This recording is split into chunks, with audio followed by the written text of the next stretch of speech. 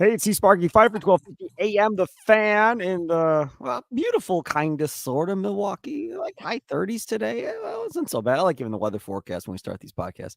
Over there, Nathan Marzion with a scowl on his face as we stream this bad boy live on the Odyssey Sports YouTube page. You can follow him at Nathan Marzion on Twitter. You can follow me at Sparky Radio. Bucks lose 113 to 117 Denver Nuggets. Doing a post-game podcast tonight because, well, first of all, it's Denver, so a big-time matchup for the Bucks in Denver to start off this road trip. But more importantly, the debut of Doc Rivers and his couple of new assistant coaches on the bench. And they lose in Doc Rivers' debut. Lots of thoughts from me on this one for certain. First off, Nathan Marzion, your initial thoughts of what you saw tonight. There's some positive things and some, ugly things, but overall it was just a little bit frustrating. It was a winnable game, I thought. I like that the defense looked pretty good.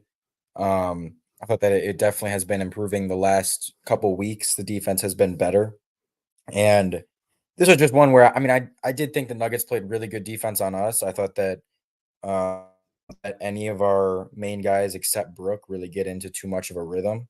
Even Giannis didn't ever get into a huge, really good rhythm in this game. And Dame and Chris got off to the really hot start, but then they kind of were able to shut him down pretty well. And same with Dame, they just didn't let those guys get a ton of shots up. And some of it's them being passive, some of it's just them forcing the ball into our worst players' hands. Obviously the bench was bad again. Bobby was terrible. Outside of those couple threes in the fourth. But like, I don't know. It's again, I have less of a problem with games when the offense isn't quite as good because I trust a little bit more that that will normally not be the case. I like that the defense has shown some improvements and wasn't bad tonight by any means, and it did keep us in this game.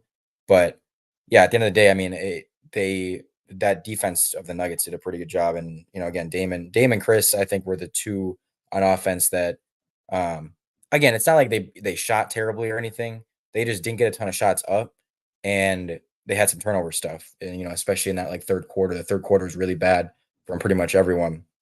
So, yeah, I mean, again, plenty of positive or plenty of negatives, and then like the big positive would be the defense. So, yeah. The one thing that irritates me, and I'm assuming Doc Rivers is going to fix this. You can't lose points in the paint consistently. When you have Brook Lopez, Giannis, Lillard going to the rim, and so forth, like that, they got outscored by what, 20, 30 points in the paint tonight. That can't happen. And I know they got Joker and they got Gordon, and I get all that stuff. But back again, and God help me, I'm referencing the Bud days. But you just don't lose those. You don't lose points in the paint. You don't lose rebounds, that type of stuff. And now we've become more of a jump shooting, outside shooting type team. And we're kind of losing who we should be. You want to get to the free throw line and you want to shoot more free throws and all that stuff. You got to go. Now, that does not mean jumping into two guys like I saw Lillard do and Giannis do throughout this game. And Doc Rivers talked before the game about shot quality. It's got to be better than what he's seen at this point. And you saw again examples from your star players making poor choices. And I understand the thinking, right? I'm Giannis. If I jump into these two dudes, they're going to call a foul and I'm going to go to the line. And I'm sure Lillard thinks the exact same thing. Then when it doesn't happen, as we've talked about, then it's turned around and talked to the ref while the ball's going back the other way. That type of stuff has to stop. Now, is Doc Rivers a big enough figure to be able to get Giannis and Lillard to stop doing this nonsense? I have no idea. I mean, they're talking like, oh, they're going to listen to him and he's going to challenge them and they're going to play ball for him and so forth. Okay, but you're the two stars on the team. You have to be the example of good quality shot taken from both of you if you're going to expect Bobby Portis to do the same thing, because he's as guilty as anybody is taking bad shots on this team right now. But so are your stars. They're also taking dumb shots throughout the game. That's to me is the most frustrating thing, and that's one of the things that Doc Rivers and his staff have got to figure out here going forward, Nathan. Yeah, I mean, again, tonight, there were some dumb shots. I thought majority of the dumb shots were from Bobby. But at the same time, I mean, again, I thought the Nuggets did a really good job defensively. Like, I didn't think that they passed up a lot of good shots either. I thought that the Nuggets just forced them into a lot of tough situations. And Dame driving to the paint, didn't have much room, and they were really good with their hands defensively, like better than most teams we've seen so far this season, where they were able to, like, Dame hasn't turned the ball over a ton this season, and there was 3 straight at one point in like the third quarter where they were just getting hands on passes and those pick and rolls that he's usually able to get through. The Nuggets were able to pick those off, and so again, not many of those that I think they were super dumb decisions, but it was just that the pass wasn't, either on target or the pass.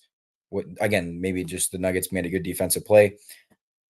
Sometimes you do have to give some credit to the opponent. Again, I didn't think the Bucks got good shots, but sometimes that's because the other team plays good defense too. So, yeah, I mean, but I agree that the shot quality stuff's going to have to go up a little bit. But I mean, again, I'm coming into this game, I had zero concerns with our offense, and I'm not going to let one game make me say, "Oh, the offense, what's wrong? Is the offense a problem, or is their shot quality a problem?" Like, it's been very good 95% of the time this year. They're going to have some bad games every now and then. As long as it's not something that happens for stretches or, a lot, then, if that's happening, then obviously you get concerned because they don't have the defense to make up for it.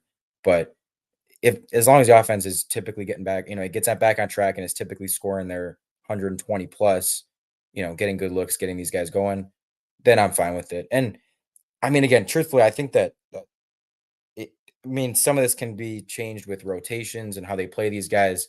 I'm not sure guys were in the exact same rhythm they're always in because of the difference in how they were substituted tonight. Dame gets taken out in the middle of the first quarter, which he hasn't been used to all season.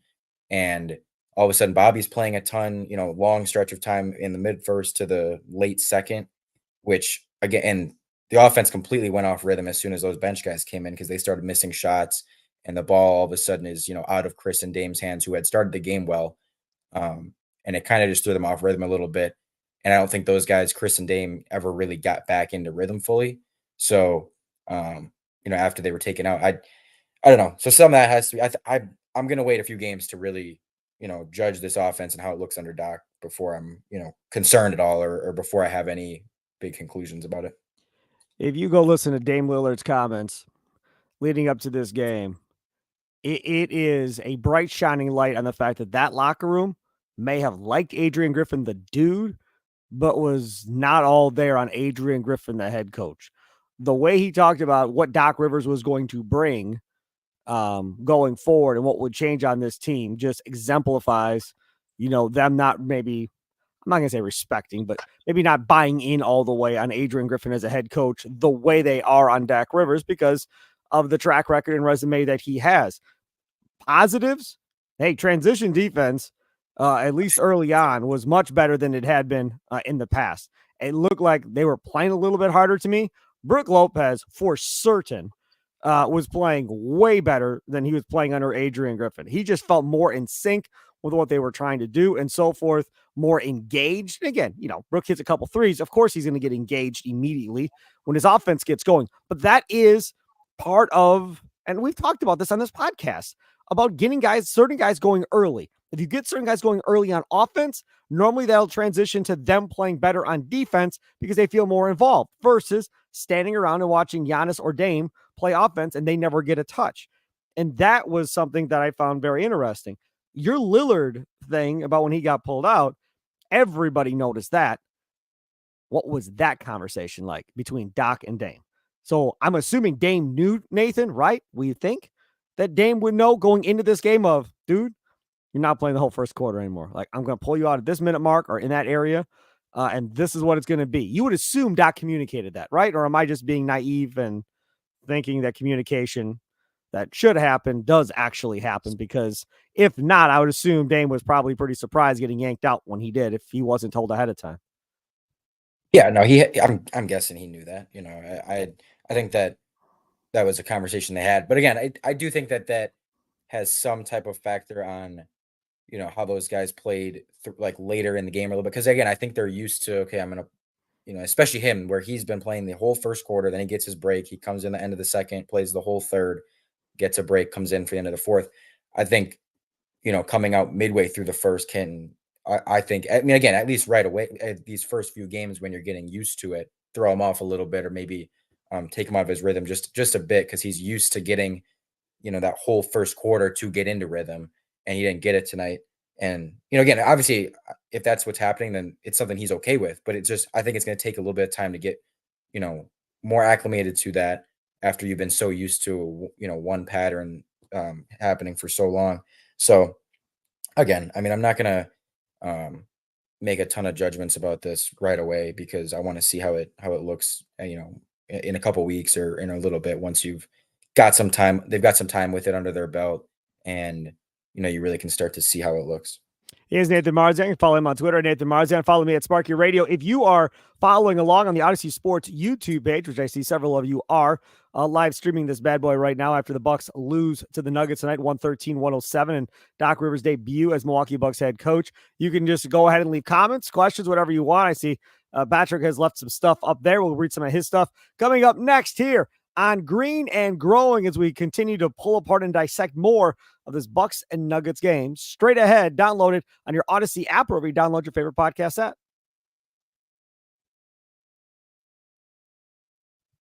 Hey, it's Sparky Fifer, 1250 AM The Fan.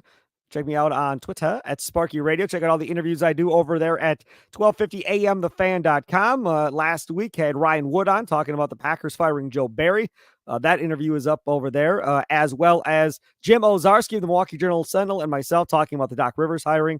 We also caught up with Kurt Hogue, Milwaukee Brewers Journal-Sentinel beat writer, talking about the Rhys Hoskins signing. Interviews throughout the week, each week over at 1250amthefan.com or on your Odyssey app. Feel free to check those out. Not going to get those on podcasts or anywhere else, only there at the website. And again, the interviews are normally somewhere in the area of like 12 to 15 minutes long that I do. So make sure to check those out. He is Nathan Marzion. Follow him on Twitter at Nathan Marzion. Here are some comments, as I mentioned earlier on the Odyssey Sports YouTube page. Patrick says, patient approach. First game, we can't make assumptions that things won't change. Who do you think are trade assets? Nathan Marzion, I will bring this to you because Doc Rivers, when asked in his press conference this weekend about the young guys, said that either Beauchamp or Jackson was going to have to play a role for this team down the stretch. Wasn't sure which one, but one of them was going to have to. Neither played tonight. Your thoughts? I mean, I think the trade assets are going to be, the same, and I hope that they at least explore trading Bobby because I think that's the guy that he has more value than Marzion or Andre Jackson or Pat Connaughton. I mean, he just does. So that's the guy I'm hoping they look to trade, but I mean, it's going to probably end up being some combination of Pat Marzion campaign, maybe like something, maybe one to two of those guys that they end up trading. Like, I'm not going to bet on them trading Bobby Portis. I think they could. I really think they should, but I'm not gonna. I don't know for sure that that's gonna happen. Whereas I'm pretty confident that like Marzion probably gets traded, or again maybe Pat or campaign or some combination. I mean, ultimately,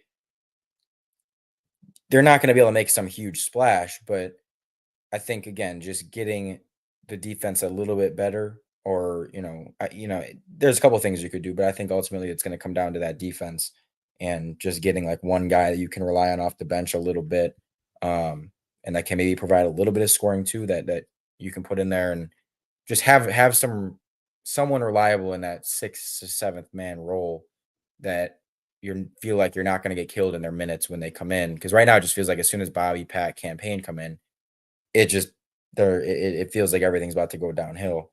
And again, that's part of the reason these losses don't, with how they looked in the first half, I guess. I know the second half, it wasn't like the starters were fantastic either, but when the bench is the thing that's killing them, I mean, that rotation gets shortened come playoff time. You're not going to get those minutes. I don't think you're going to see 12 straight minutes of Bobby Portis in the playoffs. I don't think you're going to see many minutes at all, if any, of Bobby, campaign, and Pat all on the floor at the same time. Those were that was the lineup that took them from having a double-digit lead in the first quarter to all of a sudden, the Nuggets tie the game. That wasn't the starters doing that.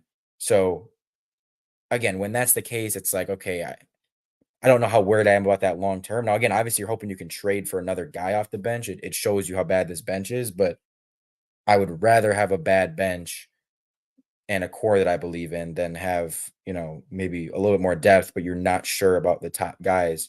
Because I think going forward and in the long term, the top 6 guys, maybe 7 is what you rely on in the playoffs, and that's what really gets you to a championship. So, I think they've got about 4 to 5 of those guys figured out. I think they got probably the top 5 figured out. It's just a matter of getting 1 to 2 guys that you can rely on more consistently off the bench. Because right now, again, as soon as those guys come in, it just does not feel like they're gonna do anything. Dalton Sell of Behind the Buck Pass put an article up today, and it's based upon a report from Jake Fisher of Yahoo Sports, who says the Bucks are a team rumored to be looking for point guard help on the market. And Fisher added that the Bucks are evaluating players in the quote upper echelon of potential trade targets. Now he goes through Fisher, or I should say, Dalton Sell goes through and lists what he thinks those guys may be. Malcolm Brogdon is a guy that he put on this list of one of 3 players that there may be. DeJounte Murray, a guy that we've talked about on this podcast, obviously is another. And then the third, another guy we've talked about, Bruce Brown. We have not talked about Malcolm Brogdon at all. Your thoughts on a Malcolm Brogdon potential reunion with the Bucks? Is that something you would see as beneficial and you would be down for if Brogdon found his way back to Milwaukee? I mean, I'd be fine with it. I don't think it's gonna happen, and I don't think Brogdon would wanna be back here after what he said about Milwaukee and all that stuff. Like, I don't see that happening at all, so I'm not even gonna put too much thought into that. Um, I don't see them getting players like that. I see them getting players like a Chris Dunn or something like that, where you're trading campaign and a second round pick for Chris Dunn. Um, I just don't see them getting a Brogdon type of player. I don't see that happening. I don't see, how a trade like that gets done. Well, in fairness, we didn't see the Dame Lillard trade, and the wizardry of Horst has amazed before. Yeah, but I mean, at least with that, you believe that. I just don't even believe Mark Brogdon would want to come here. Like, there's a part of me that squints and can see a Caruso trade somehow happening. It's so unlikely, but like I could see Horst pulling something off like that, where you're like, oh, that's like a dream fit, and um, Horst was able to get it done somehow. But I don't know. Brogdon seems a little bit random out there. I just don't see that happening. And again, most likely, I'm just gonna bet on that they're gonna make a smaller deal and kind of just work around the edges, and trust that getting maybe 1 bench guy, maybe 2, can just make this thing just enough better that it gets you over the top. I think Bruce Brown is a guy that everybody would want if they could figure out a way to get as well. I agree with you. I don't think they get Brogdon, and I don't think they get Murray either. Kind of going forward in this one, but we'll have to wait and see. Bucks lose this one 113 to 107 to the Denver Nuggets. Another comment here from Patrick says the offense was spread wider at the start of the game. When Brook is hitting threes, why are we not sending cutters to the basket? Agreed.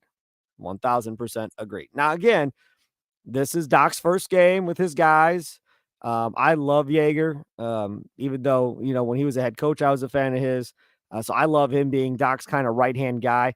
The one thing that I'm interested in is I don't know if there's a cap on assistant coaches as far as how many coaches you can have on the sidelines. But normally in a situation like this, and we talked about this last week, Doc would probably bring an assistant with him. Okay, well, he's bringing 2 as of right now. 2. Normally that would mean that 2 leave. So as of right now, they just added these 2, and everybody else apparently is still on the sidelines, according to reports. Now, at some point, do they eventually move on from a couple of guys to shrink that coaching staff back down, or are they just going to go with an even larger jumbo-sized coaching staff going forward? It was funny watching the game and seeing Prunty. Like, Doc would get up and Prunty would step in front of Jaeger and grab like Doc's arm or whatever to try and tell him something. And Doc would listen to him. Okay. And then he'd go walking away. Prunty was constantly trying to talk to Jaeger and gave him information as well. It's kind of like Joe is now in the sense of, okay, my job is to give them as much information as I can about guys and situations and that type of stuff, more than maybe even I don't want to take anything away from Prunty, but I think at this point he's going to rely on his two guys for in-game strategy stuff more than the guys on the bench that were already there. But I feel like that's kind of his role.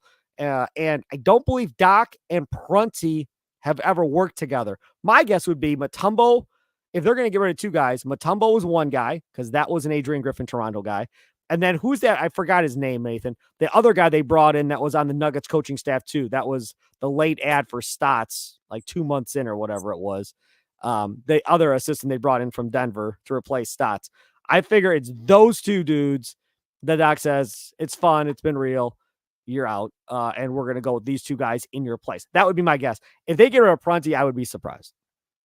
Yeah, I would too. I think Prunty is a guy that, um, I think they'll keep him around. And I mean, again, I don't know too much about all these assistant coaches and stuff. And ultimately, it's just like one of those things where I trust that Doc's gonna do what he thinks is best. I'm not gonna overreact to who possibly gets, the boot and ends up not being here anymore.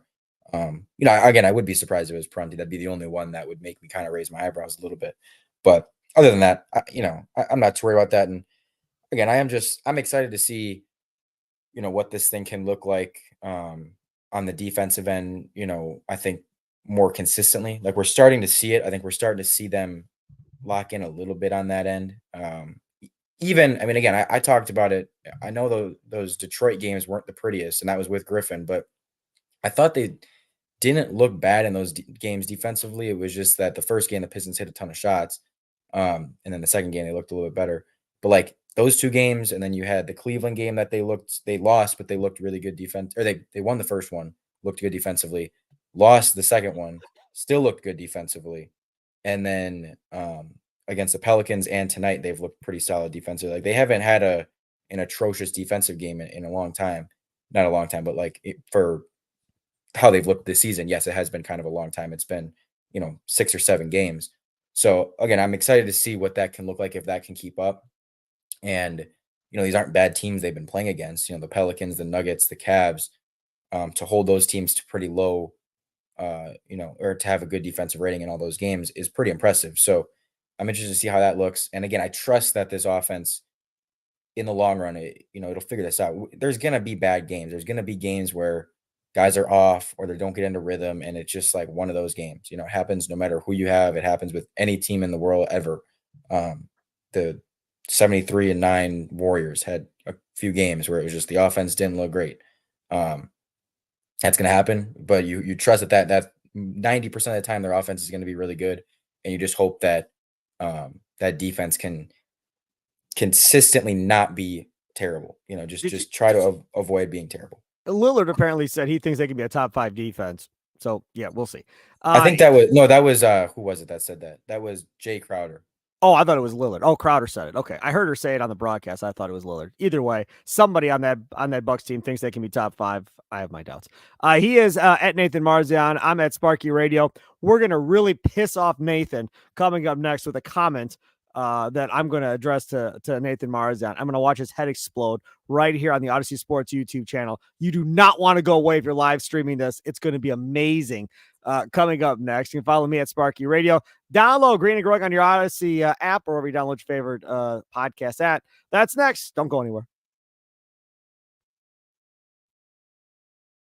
Back on Green and Growing, Steve Sparky, Fifer, 12:50 a.m. The Fan, Nathan Marzion. Follow him at Nathan Marzion. Follow me at Sparky Radio. Bucks lose 113-107. Nathan Marzion, a comment on the YouTube page, Odyssey Sports YouTube page from Walero. When do you think we let go of Chris, or do we let go of Chris? Of course, Chris being Chris Middleton. Mr. Marzion, your thoughts on when do we let go of Chris Middleton? Or do we let go of Chris Middleton? Maybe like 2028. I don't know. I mean, I saw the comment. I was like, oh, this is gonna be fun. Go ahead. Chris did his usual thing of he had 2 ugly turnovers. Oh my God, were they ugly? Oh. Yeah, he had 2 ugly turnovers. One of them came at a bad time in the 4th. I tweeted after that turnover the 4th. I said some things will never change. That's all I put in the tweet. Some things will never change. # Bucks. And everybody obviously knew what I was talking about. So all right. But again, I mean, outside of the couple turnovers, he didn't have a bad game. I thought his defense was fine, and I thought I mean, he was great in the first quarter. It just again similar to Dame a little bit. They really did keep them from getting into much rhythm and getting their shots that they were getting at the start in that second half and really the final three quarters. Like again, I didn't think Chris passed up bad shots. He didn't take dumb shots. I think he was 6 of 10 from the field. But the problem was he only took 10 shots. Same with Dame. I think he only took 12 or 13 shots, and you ended up having 13 shots from Bobby Portis. Um, and then, Brook Lopez had shots that he hit, but it felt like the Nuggets did a good job of kind of being like, hey, make Bobby Portis, make Brook Lopez from the outside, make them hit those shots. And if they do that, okay, fine, like they can beat us. But we're gonna do our best to take away the three main guys a little bit. And it's not easy to do. And again, some of it, you know, some of it you get a little lucky with, guys missing shots or whatever. But I thought they did a good job. I thought you have to give some credit to them. I don't think that this was some terrible Chris game, which is what makes me like, it, I don't know how anyone can watch this game and think like the biggest problem was Chris Middleton instead of the biggest problem being Bobby Portis I don't know. I don't get that, but All um, right. So I understand. The only thing I get that he has a couple ugly turnovers. We all know that it's going to happen, but um, ultimately, like he's been good. He again. I thought he was fine in this game. The Nuggets did a good job of starting to take him away. another comment from Rainbow Trout. Number 1 seed, chances are slipping away. Do you think the Bucks care? I'll say that no, they don't care. I mean, how many times do we have to hear Giannis go, we won the national championship as a 3, or we won the NBA championship as a 3 seed? I don't think Giannis could care less. I doubt Lillard cares. I really don't think Doc cares. I think right now they're just trying to figure out how to get this team into the right rhythm and playing the right way before the playoffs start. And they have about a half a season to kind of figure this out and go. And I laughed when I heard Doc Rivers say, yeah, man, nobody would want this job or something like that, or something along those lines. No, I can but guarantee you anybody would love to coach Giannis and Dame and Chris Middleton and Brook Lopez for a half a season. And coming in the middle of the season sucks. I get it. But let's not act like you're a martyr and it's going to be so tough on you to try and figure this out. It's no, that was absolutely ridiculous. I laughed at that. Do you think the Bucks care about that 1 seed? Do you care about the 1 seed, Nathan? I mean, it's always something you want because it can only help. I mean, I'm never gonna, you're never gonna be upset about getting home court, but ultimately, it's something that I don't think they're gonna get. I don't think this is the year that they're gonna be the 1 seed. I think Boston's a better regular season team than us right now, For sure. playing better than us. We're gonna need time to gel a little bit. I mean, obviously, we've needed time to gel a little bit, and so it's like I'm not too worried about that. I mean, I'm more focused on kind of getting that 2 and trying to make sure we have home court in the second round against whoever we play. But either way, like home court does not matter that much in the playoffs the last few years. It feels like all these teams always have, because I know if you look at the records, us, Boston, Philly, whoever it is, they all play a lot better at, everyone has better records at home than they do on the road, but that always is the case.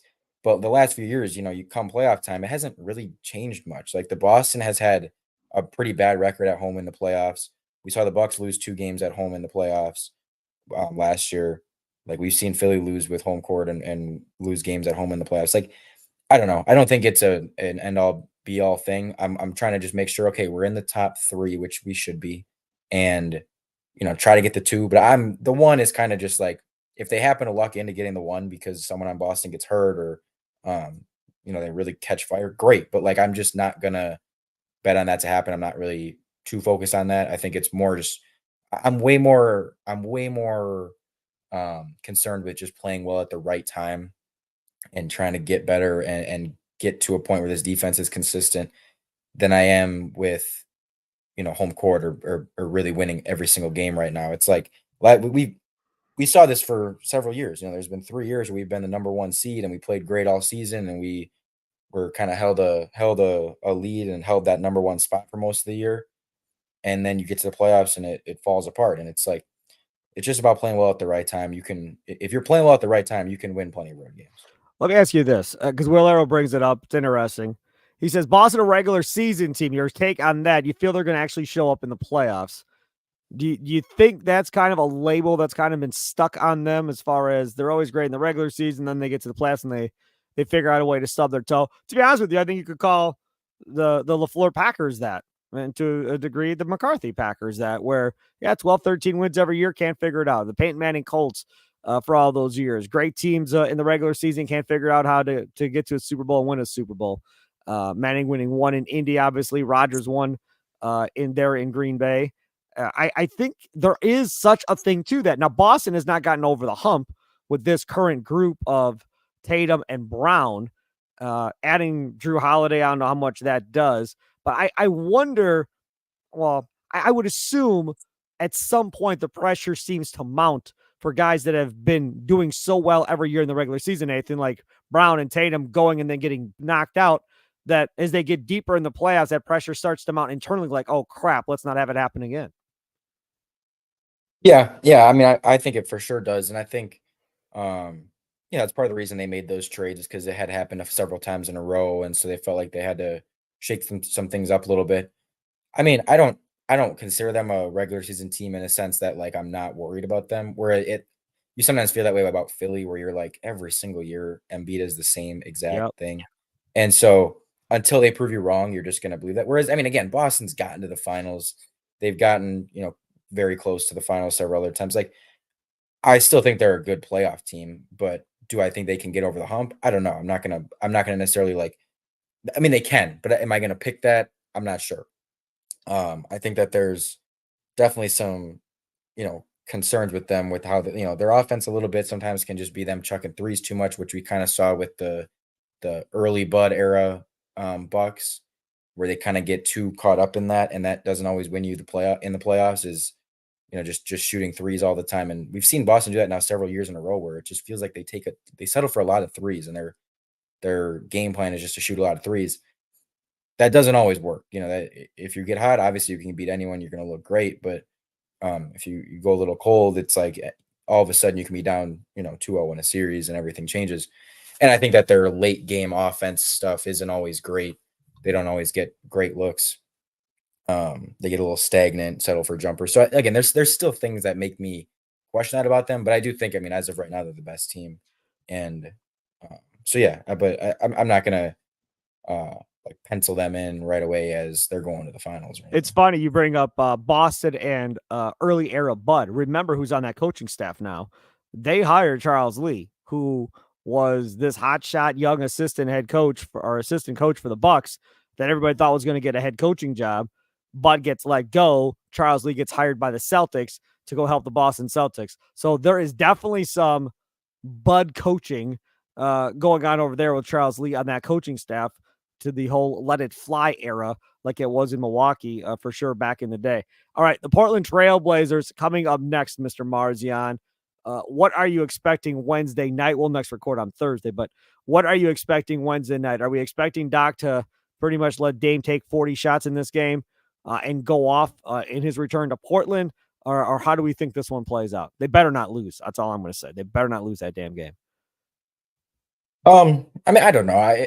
I'm not sure it's going to be a just feed Dame type of night, but um, again, I don't care how it happens. I just want to see them, stay locked in defensively a little bit. And if Portland happens to make shots, or if you happen to be ice cold and the game's closer, it kind of like those Detroit games where I'm like, I'm going to be noticing how does the defense look? How active do the guys look? What are the shots that they're getting like, rather than just what's the score? Um, But this is going to be I a different atmosphere. There's going to be juice in that Portland crowd if this thing is close late. I mean, Detroit was kind of in it, but it's not your legendary guy returning home for the other team now. The guy who said, yeah, I want to be traded. Like, there is going to be some juice in this game of, if this thing is close, to beat him with all these young kids that he didn't want to play with, there's going to be some juice in this game. There's going to be a great atmosphere if it's close late or if they're up late. Yeah, there will be. Again, though, I mean, sometimes it's like I'm not gonna be. Will I be mad if the game is close late because again, either we're missing a ton of open shots or they're hitting a bunch of tough shots. Like I can't be too mad at that because again, that's a process versus results type of thing. So I'm not too concerned about the what the score is going to be, but again, I want to see the offense look better than it did tonight, and I want to see the defense look like it did tonight, where they are pretty active. I feel like they did a good job. Even some of those Murray shots, like I thought they were contested, and um, he's a really good player, obviously, so he's still going to get his. But I mean, I want to see how the defense looks, and I want to see if they can, get those top three guys into rhythm again, like they usually have been able to. Again, I expect them to. I don't expect this to be something that continues. I thought Denver did a really good job tonight, but um, just seeing if they can get ideally Dame and Chris are the two guys that need more shots, and they need to, and also them, taking care of the ball a little bit better. But again, I think that was just as much the Denver defense as it was them being careless. So I expect those things to be a little bit better. I expect Chris to have more than 10 shots, Dame to have more than 12 shots, whatever he had. So I think those things will be better. And I don't expect the bench to be much better. Like again, that's something, yes, I am concerned about because I don't anticipate that getting better. I don't see how that gets better. Whereas again, Dame and Chris shooting a little bit more, like I expect that to happen. If Dame doesn't have a big night, I will be absolutely devastated. Like if he scores 22 and that's all he gets, I'll be floored. I will. I'm telling you right now, I'm expecting 40 from Dame. That's what I'm Hey, thinking. 40 from Dame. He's going to go off and be the best shooting night he's had all year for the Bucks. He's going to be in a rhythm. And by the end of this thing, if it's a blowout, they'll start cheering for Dame every time he hits a shot and just completely abandon their own team. That's how I could see it go. Because if you follow social media, they are still rooting for Lillard. And I saw somebody tweet out that Lillard, becomes an all-star starter, and everybody's all pissed off that wasn't Brunson for the Knicks, yada yada yada. And somebody pointed out Lillard could never become an all-star starter when he just had Portland. It took the Portland fan base and the Milwaukee fan base both voting for him this year in order to make him an all-star starter. I started chuckling and laughing and thinking, yeah, that's probably a pretty good point. I mean, they still love that dude. I mean, and that dude did a lot in the community, was beloved by everybody there. Like, I've been on sports talk radio there, I don't know, 20, 30 times probably over the last 10 years. They love that man to death still. Even now, even though he's a Milwaukee Buck and are still rooting for him to, get a championship before it's all said and done. So that'll be a fun game Wednesday night. We'll be back on Thursday. Don't forget you can download Green and Growing Tuesday and Friday mornings. Tell your friends, tell your family members. Follow Nathan on Twitter at Nathan Marzion. Follow me at Sparky Radio. Enjoy the rest of your day. Have a good one. Toodles.